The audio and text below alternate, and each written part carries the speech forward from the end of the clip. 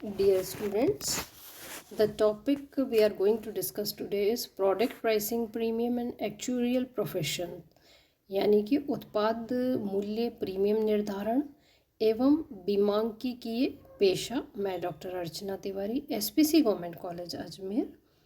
बीमा उत्पाद के विक्रय के लिए उसका मूल्य निर्धारित करना बहुत आवश्यक है। इंश्योरेंस प्रोडक्ट के मूल्य को व्यवहार में बीमा प्रीमियम के नाम से जाना जाता है और बीमा उत्पाद के मूल्य निर्धारण को हम प्रीमियम निर्धारण भी कह सकते हैं, क्योंकि बीमा का जो कार्य है वो सब कुछ प्रीमियम पर ही डिपेंड करता है। तो प्रीमियम निर्धारण करना एक बहुत ही जटिल और मैथमेटिकल कार्य है, गणितीय कार्य है। इस कार्य को संपन्न करने वाले व्यक्ति को बीमांकिक या एक्चुअरी कहते हैं। और जो आगे का हमारा डिस्कशन है उसमें सबसे पहले हम देखते हैं कि बीमांकिकीय पेशा क्या होता है, एक्चुरियल प्रोफेशन क्या होता है। तो बीमा उत्पादों का मूल्य निर्धारण करने वाले व्यक्ति बीमांकिक एक्चुरी कहलाते हैं और इस कार्य को अपनाने वाले व्यक्ति इस पेशे के सदस्य बनते हैं। जैसे कि डेफिनेशन हम देखते हैं जॉर्ज रेजदा की, उनके अनुसार जो व्यक्ति प्रीमियम निर्धारित करता है उसे बीमांकिक के नाम से जाना जाता है, एक्चुरियल के नाम से जाना जाता है। परंतु बीमांकिक का कार्य बहुत ही कॉम्प्लेक्स होता है। उस कार्य को करने के लिए एक बहुत ही इंटेलिजेंसी की, मैथमेटिकल कैलकुलेशन, स्टैटिस्टिकल नॉलेज की ज़रूरत होती है। अतः बीमांकिक पेशे को अपनाने वाले व्यक्ति को अपने ज्ञान की विशेष परीक्षा देनी होती है और ऐसी जो एग्ज़ाम्स होते हैं वो मान्यता प्राप्त संस्थाओं द्वारा लिए जाते हैं। भारत में बीमांकिक की परीक्षा भारतीय बीमांकिकीय society, actuarial society of India द्वारा आयोजित की जाती है और जो व्यक्ति इस संस्था को पास कर लेता है, संस्था की परीक्षा को पास कर लेता है, उसे इस संस्था की सदस्यता प्रदान कर दी जाती है।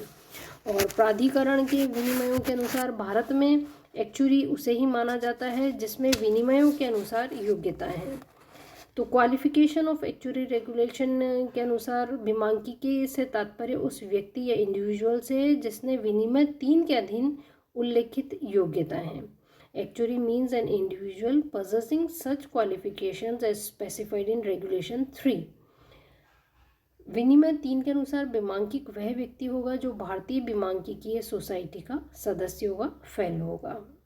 लेकिन विनिमय 3 में यह भी व्यवस्था की गई है कि प्राधिकरण किसी भी बीमांकिकीय ज्ञान या अनुभव रखने वाले व्यक्ति को बीमांकिक के रूप में कार्य एवं हस्ताक्षर करने की अनुमति दे सकता है, यदि प्राधिकरण उस व्यक्ति के ज्ञान को देखते हुए इस बात से संतुष्ट हो कि वह व्यक्ति बीमा अधिनियम एवं बीमा नियामक एवं बीमा प्राधिकरण अधिनियम के अधीन बीमांकिक के दायित्व को पूरा कर सकता है।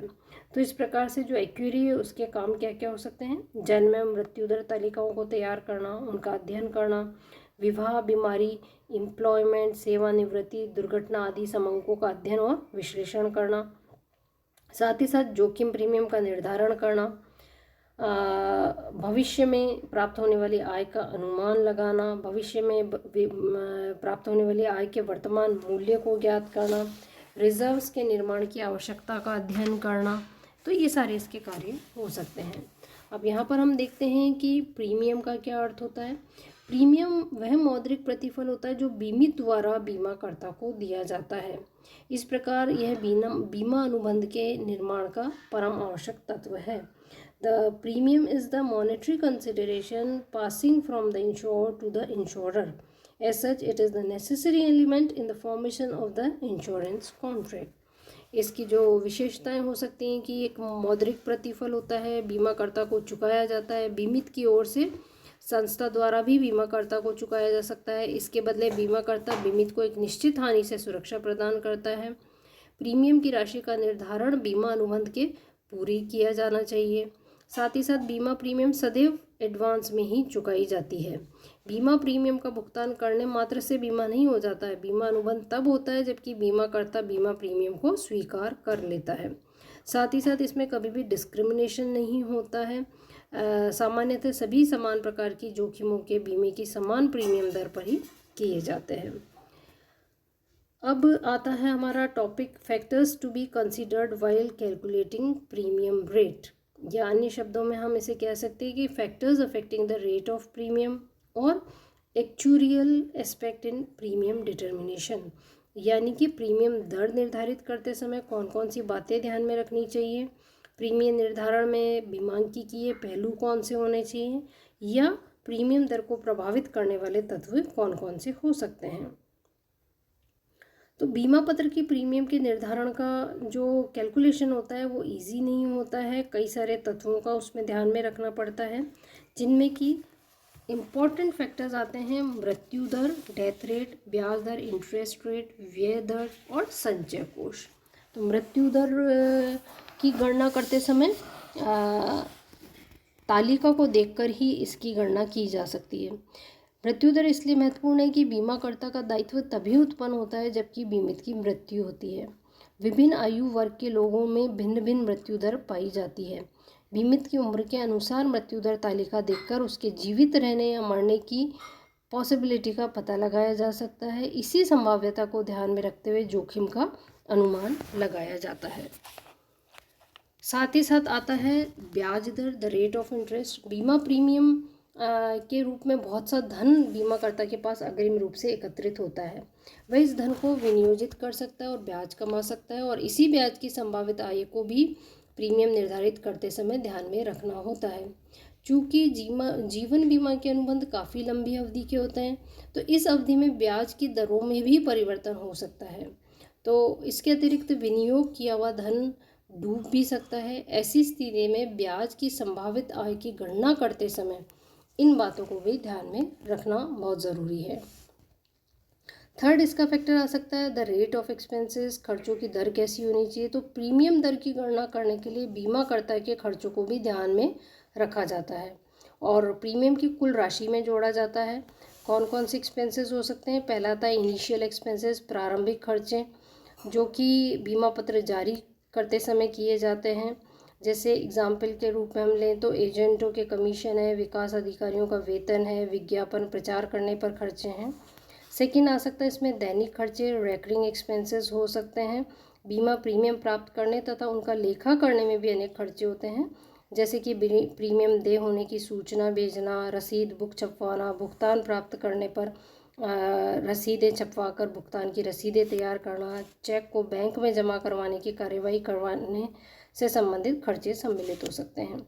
सेवा शुल्क आ सकता है, जनरल एक्सपेंसेस आ सकते हैं, लीगल एक्सपेंसेस हो सकते हैं, इन्वेस्टमेंट एक्सपेंसेस इसमें इंक्लूड किए जा सकते हैं, और खर्चों की राशि का निर्धारण करना भी बहुत ही इसमें इम्पॉर्टेंट पार्ट हो सकता है। फोर्थ पॉइंट इसमें आता है संचय कोष या रिजर्व फंड। बीमाकर्ताओं को भविष्य की अनसर्टिनिटी के लिए रिजर्व फंड भी बनाने होते हैं। ऐसे कोषों की स्थापना करना कानूनी रूप से भी अनिवार्य होता है। इसका कारण यह होता है कि फ्यूचर में कभी भी अचानक एक साथ बहुत बड़ी राशि के दावे भी उत्पन्न हो सकते हैं और गंभीर संकट की स्थिति भी उत्पन्न हो सकती है। तो ऐसी सिचुएशन के लिए पहले से ही एक सिस्टम तैयार कर लिया जाता है और उसका रिजल्ट यह होता है कि सभी बीमाकर्ता प्रीमियम निर्धारित करते समय प्रीमियम में संचित कोष के निर्णय के लिए भी कुछ राशि जोड़ देते हैं। और जो फैक्टर आता है वो होता है एज। बीमा पत्र की प्रीमियम निर्धारित करते समय एज फैक्टर भी बहुत ही इम्पॉर्टेंट है, क्योंकि कम आयु के लोगों का स्वास्थ्य अच्छा रहता है और उनके जीवन की जोखिम बहुत कम होती है। साथ ही साथ हेल्थ इम्पॉर्टेंट फैक्टर है। समान आयु वर्ग के लोगों का बीमा समान प्रीमियम पर ही किया जाता है, लेकिन कभी कभी प्रस्तावित बीमित व्यक्ति का स्वास्थ्य प्रमापित स्तर का नहीं होता है, तो ऐसी दशा में उसका बीमा अतिरिक्त प्रीमियम दर पर भी कर लिया जाता है। गारंटीड एडिशंस और बोनस। कुछ बीमा पत्रों की शर्तों के अनुसार बीमा पत्रों पर प्रतिवर्ष कुछ गारंटीकृत लाभ या बोनस संचित होता रहता है। ऐसी दशा में ऐसे बीमा पत्रों के प्रीमियम की गणना करते समय गारंटीकृत लाभ या बोनस की दर को भी ध्यान में रखना पड़ता है। साथ ही साथ बीमा पत्र की प्रकृति कौन सी है? अनेक प्रकार के हो सकते हैं, जैसे कि आजीवन बीमा पत्र, बंदोबस्ती एंडोमेंट हो सकता है, अवधि बीमा पत्र, समूह जीवन बीमा पत्र हो सकते हैं। कर छूट की दरें भी इम्पॉर्टेंट फैक्टर होता है जो कि ध्यान में रखना चाहिए। जिन बीमा पत्रों की प्रीमियम पर कर में छूट अधिक मिलती है उनकी प्रीमियम दर कुछ अधिक भी रखी जा सकती है। और जो लास्ट पॉइंट होता है वो है रेट ऑफ कॉम्पिटिटर्स। प्रतिस्पर्धियों की दरों को भी ध्यान में रखना चाहिए। बीमा व्यवसाय के ग्लोबलाइजेशन के प्रेजेंट युग में बीमा प्रीमियम दरें कॉम्पिटिटर्स के अकॉर्डिंग सेट हुई हुई होनी चाहिए। तो इस प्रकार से हमने देखा कि बहुत सारे ऐसे फैक्टर्स हैं जिनको कि ध्यान में रखना चाहिए ताकि जीवन बीमा की प्रीमियम दर निर्धारित करते समय बीमा कंपनी अपना कंसंट्रेशन इस पर रख सके। नेक्स्ट लेक्चर में हम देखेंगे कि प्रीमियम किस तरह के हो सकते हैं, क्लासिफिकेशन उसमें कौन कौन से हो सकते हैं।